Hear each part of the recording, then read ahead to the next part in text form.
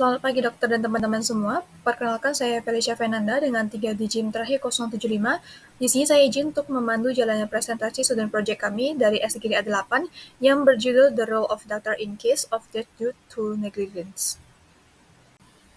Baik, berikut merupakan anggota dari SGDA 8 kami. Baik, adapun daftar isi pada presentasi kali ini yaitu yang pertama ada bab 1 atau pendahuluan, bab 2 tinjauan pustaka, dan serta bab 3 adalah kesimpulan.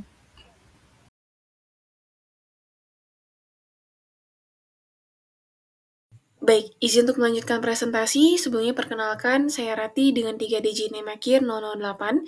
Jadi saya izin untuk melanjutkan presentasi.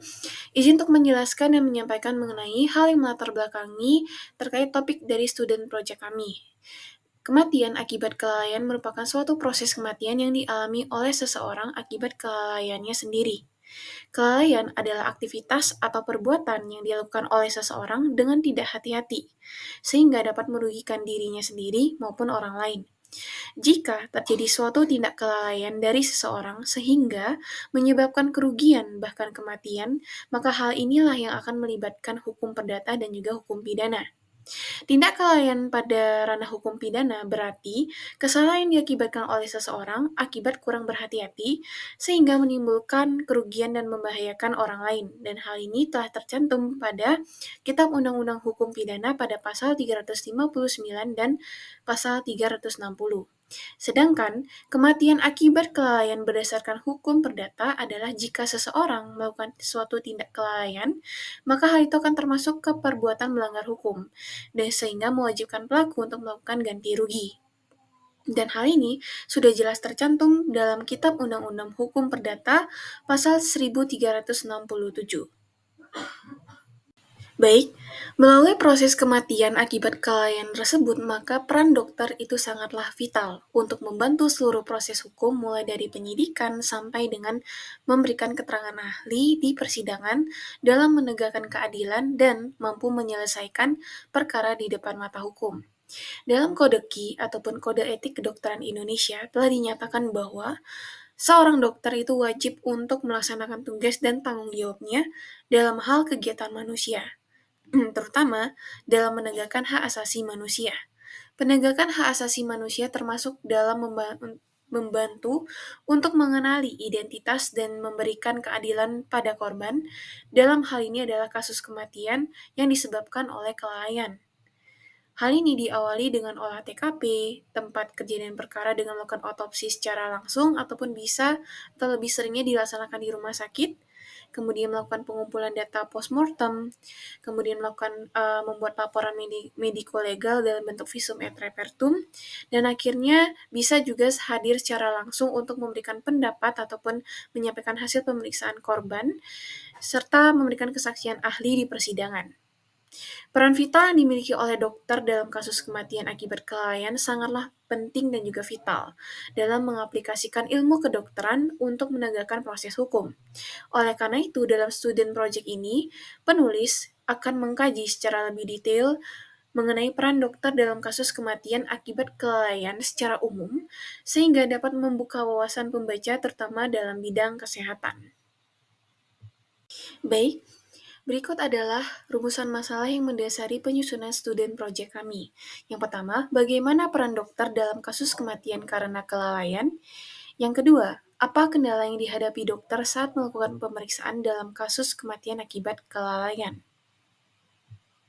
Baik, berikutnya adalah mengenai tujuan. Jadi, tujuan penulisan student project ini tentunya adalah menjawab segala rumusan masalah yang tadi sudah disebutkan oleh saya, yakni yang pertama mengetahui peran dokter dalam kasus kematian karena kelalaian.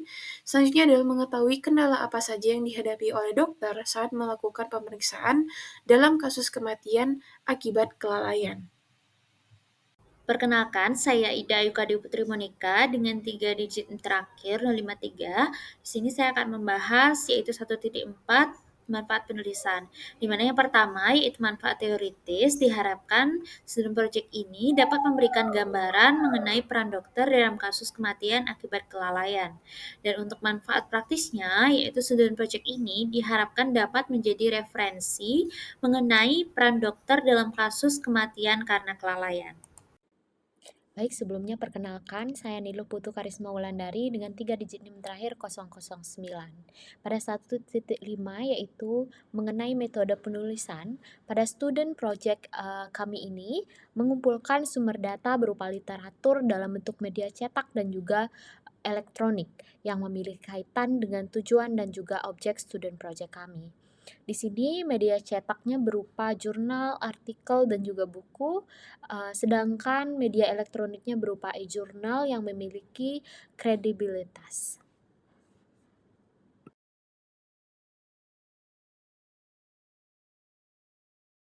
Baik, saya izin melanjutkan untuk bantuan olah TKP dari aspek kedokteran forensik. Perkenalkan saya Catherine, nanti izin praktek 57. Jadi, olah TKP sebagian besar dilakukan oleh pihak kepolisian dan yang berwenang, tetapi dokter juga memiliki peran dalam mengolah TKP. Ilmu forensik dapat membantu dalam pengolahan TKP melalui penerapan ilmu sains dengan memeriksa dan meneliti barang bukti di TKP. Dalam kasus pidana, ilmu forensik membantu dan melibatkan semua bukti yang ada di TKP, seperti petunjuk tersangka dan korban, untuk menyelesaikan perkara pidana. Kehadiran dokter forensik di TKP dapat membantu untuk menginvestigasi korban dan dapat mengumpulkan bukti dari korban yang diakibatkan oleh tindakan kriminal. Kehadiran dokter di TKP juga penting untuk membantu berbagai pihak dalam investigasi. Pada TKP, tujuan dokter adalah untuk mendapatkan data yang akurat dalam tempo singkat dan melakukan beberapa tes lapangan. Tindakan yang dapat dikerjakan oleh dokter adalah menentukan apakah korban masih hidup atau telah tewas. Jika korban sudah tewas, dokter dapat membantu menentukan perkiraan waktu kematian. Setelah itu, dokter dapat membantu menentukan identitas korban secara fisik maupun tanda pengenalan lain. Dokter juga dapat membantu menentukan jenis luka dan jenis kekerasan yang telah dilakukan. Dokter dapat membuat sketsa keadaan di TKP dan dapat memberikan gambaran umum tentang korban. Dokter juga bertugas untuk mengumpulkan bukti yang berhubungan dengan korban untuk pemeriksaan lebih lanjut di laboratorium. Bila terdapat genangan atau bercak darah, dokter dapat membantu menafsirkan, dan dokter juga dapat mencari bercak air mani yang tertinggal di TKP.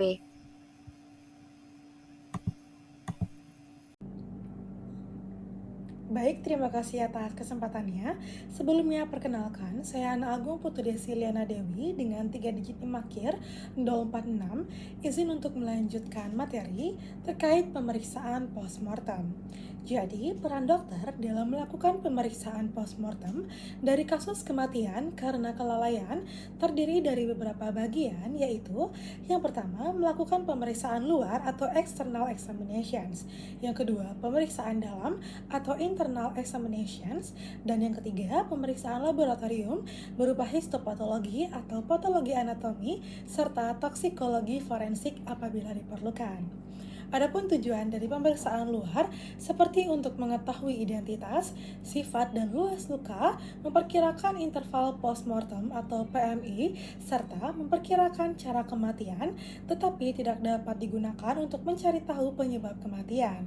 Sedangkan pemeriksaan dalam dapat dilakukan autopsi yang melibatkan pemeriksaan eksternal dan internal. Selain itu, pemeriksaan laboratorium juga dapat dilakukan untuk mendukung hasil dari pemeriksaan. Pemeriksaan postmortem, khususnya pemeriksaan luar, juga menilai jenis-jenis luka, dimensi luka, kedalaman luka, serta posisi luka. Pemeriksaan dilakukan oleh dokter forensik dapat menentukan mekanisme kematian atau mechanism of death dan sifat kematian atau manner of death. Baik, mungkin sekian yang dapat saya sampaikan. Selanjutnya akan dibawakan oleh teman saya. Terima kasih. Baik, sebelumnya perkenalkan nama saya Putu Sekretariat Daswari dengan NIM digit 213. Sebelumnya izinkan untuk menjelaskan pada pemeriksaan postmortem, yaitu pada pemeriksaan dalam. Di mana pemeriksaan dalam ini adalah pemeriksaan yang dilakukan penimbangan berat organ postmortem. Ada beberapa organ yang dihitung, yakni pertama itu ada otak, kedua paru-paru, ketiga jantung, lalu hati, serta ginjal. Penimbangan organ ini memiliki peran penting itu sebagai bukti penunjang dalam menentukan penyebab dari kematian korban. Jika terdapat perbedaan dari berat organ postmortem korban ini dengan berat rata organ yang postmortem itu normal, maka adanya suatu perubahan pada organ yang disebabkan keadaan patologis pada kemungkinan adanya penyebab kematian korban. Terdapat penelitian yang dilakukan oleh Morse Tarinach yang menyatakan bahwa adanya perbedaan penyebab kematian pada rata-rata berat masing-masing organ pada organ ginjal. Itu cedera, yaitu cedera multiple itu adalah 223,4 13 gram, padahal luka tusuk itu 223,76 gram, luka tembak itu 238,11 gram, cedera kranioserebral itu 238,61 gram, serta kematian penyebab alami 249 gram, dan yang terakhir itu penyebab kematian tidak alami itu 220 gram. Untuk standar nilai berat organ postmortem diperlukan untuk mengetahui normal tidaknya berat organ seseorang atau korban. Yang dapat yang terdapat pada beberapa penelitian yang telah dilakukan di beberapa negara, adanya standar bahwa dari beberapa negara tersebut bahwa standar berat organ itu tidak sama dikarenakan perbedaan ras serta etnis yang berbeda serta adanya faktor-faktor lainnya seperti iklim, jumlah air yang diminum, makanan yang dikonsumsi, serta pola hidup yang dilakukan oleh korban. Mungkin sekian yang dapat saya sampaikan. Terima kasih. Baik, perkenalkan nama saya Gede Sumarianta dengan NIM akhir 93. Jadi saya akan menjelaskan mengenai membuat visum et repertum. Visum et repertum adalah istilah dalam bidang forensik yang berasal dari bahasa Latin yang secara harfiah dapat diterjemahkan menjadi sesuatu yang telah dilihat dan temukan. Dalam konteks kedokteran forensik, visum et repertum merujuk pada sebuah dokumen resmi yang berisi laporan medis yang disusun oleh dokter forensik berdasarkan hasil pemeriksaan terhadap tubuh korban atau objek yang relevan, baik itu dalam kasus kematian, kecelakaan, kekerasan, maupun tindak pidana lainnya.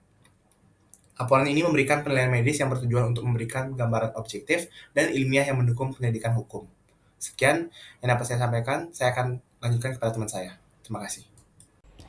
Baik, terima kasih. Sebelumnya izin melanjutkan, perkenalkan nama saya Made Hugo Dharma Putra Santosa Oka dengan 3 digit 5 kilo 31. Izin menambahkan mengenai visum et repertum, di mana di sini visum et repertum ini berfungsi sebagai bukti medis yang dapat digunakan oleh pihak berwenang seperti polisi, jaksa, dan pengadilan untuk mendalami sebab akibat dari suatu peristiwa yang melibatkan korban, di mana dokumen ini sangat penting dalam memberikan informasi yang jelas dan terperinci mengenai kondisi fisik korban dan untuk membantu mengidentifikasi penyebab luka atau kematian yang relevan dengan suatu kasus hukum.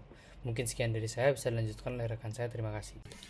Baik, perkenalkan nama saya Desa Kurnia Parmesti Dewi dengan 3 digit terakhir 165. Di sini saya izin untuk melanjutkan dari memberikan keterangan ahli, di mana keterangan yang diberikan oleh dokter sebagai saksi ahli dalam pengadilan ataupun dalam penyelidikan hukum akan berperan penting dalam menentukan apakah ada unsur kelalaian yang menyebabkan kematian pasien, dan hal ini juga tercermin dalam pentingnya kredibilitas dan kompetensi seorang ahli dalam memberikan penilaian yang akurat dalam konteks hukum. Keterangan ahli yang diberikan oleh dokter tidak hanya berfungsi untuk memberikan klarifikasi teknis, tetapi juga untuk membantu pihak berwenang dalam menentukan apakah tindakan medis yang dilakukan telah sesuai dengan etika profesi serta aturan hukum yang berlaku di Indonesia yang dimana diatur dalam pasal 224 Kitab Undang-Undang Hukum Pidana atau KUHP, di mana pasal 224 KUHP ini mengatur tentang tindak pidana yang dilakukan oleh seorang ahli yang memberikan keterangan yang tidak benar dalam persidangan dengan ancaman hukuman penjara paling lama 4 tahun. Hal ini penting untuk memastikan bahwa dalam persidangan semua keterangan yang disampaikan terutama oleh ahli adalah benar dan tidak diselewengkan demi kepentingan tertentu. Mungkin sekian, terima kasih. Baik, izin melanjutkan. Sebelumnya perkenalkan, saya Komandiki Maris Tawardana dengan 3 digit NIM 032. Izin menjelaskan mengenai kendala yang dihadapi dokter saat melakukan pemeriksaan dalam kasus kematian akibat kelalaian. Jadi dalam kasus kematian yang disebabkan oleh kelalaian, dokter menghadapi berbagai kendala saat melakukan pemeriksaan. Salah satu tantangan utamanya adalah kesulitan dalam mengidentifikasi penyebab kematian, terutama jika terdapat trauma fisik ataupun keracunan yang tidak jelas. Proses ini membutuhkan keterampilan dan juga pengalaman yang mendalam untuk menganalisis bukti-bukti yang ada dan menentukan apakah kematian ini disebabkan oleh kelalaian ataupun faktor lainnya. Ketidakpastian mengenai kondisi kesehatan pasien sebelum kematian juga dapat menyulitkan dokter dalam menetapkan diagnosis yang akurat. Dalam banyak kasus, informasi yang tidak lengkap ataupun tidak tersedia dari riwayat medis pasien dapat menghambat proses pemeriksaan. Kendala lain yang dihadapi dokter adalah kesulitan dalam memahami riwayat kejadian yang menyebabkan kematian. Kelalaian orang seringkali tidak tercatat dengan jelas, sehingga dokter harus menggali informasi dari berbagai sumber untuk mendapatkan gambaran yang lengkap. Perbedaan persepsi antara pihak medis, keluarga korban, dan juga pihak hukum mengenai apa yang dimaksud dengan kelalaian juga dapat menambah kompleksitas dari penyelidikan. Selain itu, keterbatasan pengetahuan dokter mengenai aspek hukum terkait kelalaian orang seringkali membuat mereka kesulitan untuk menentukan apakah tindakan yang dilakukan dapat dikategorikan sebagai kelalaian dalam konteks hukum. Jadi semua kendala ini memerlukan ketelitian dan juga kehati-hatian dari dokter dalam melakukan pemeriksaan untuk memastikan hasil yang objektif dan juga akurat. Mungkin sekian dari saya, akan dilanjutkan oleh teman saya. Terima kasih.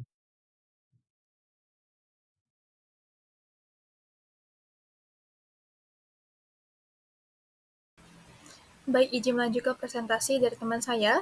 Perkenalkan kembali, saya Felicia Fernanda dengan 3 digit terakhir 075, di mana saya akan mempresentasikan dari 3.1 kesimpulan dan juga saran. Di mana untuk peran dokter dalam proses kematian ataupun dalam kasus kematian akibat kelalaian sangat penting dan harus dipahami dengan cermat, di mana dokter sendiri mempunyai tanggung jawab profesional untuk memberikan pelayanan kesehatan sesuai dengan standar medis yang berlaku. Dan ketika terjadi kematian yang diduga akibat kelalaian, evaluasi menyeluruh terhadap tindakan medis yang perlu dilakukan untuk menentukan apakah terdapat pelanggaran terhadap standar profesi ataupun etika medis itu sendiri, di mana kasus ini akan melibatkan aspek hukumnya kompleks, termasuk pembuktian terhadap unsur kelalaian yang menyebabkan kerugian fatal. Dengan demikian, dokter harus senantiasa bertindak profesional, hati-hati, dan komitmen terhadap kesejahteraan pasien. Sedangkan untuk saran sendiri, di mana penulis lain diharapkan mampu memberikan kontribusi yang lebih mendalam dan menyeluruh dalam meningkatkan pemahaman terkait kelalaian medis serta upaya pencegahannya. Baik, berikut merupakan daftar pustaka yang kami gunakan di studi project kali ini.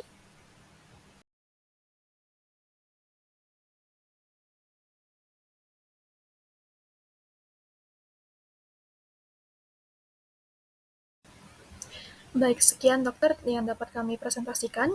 Kurang lebihnya mohon maaf. Terima kasih.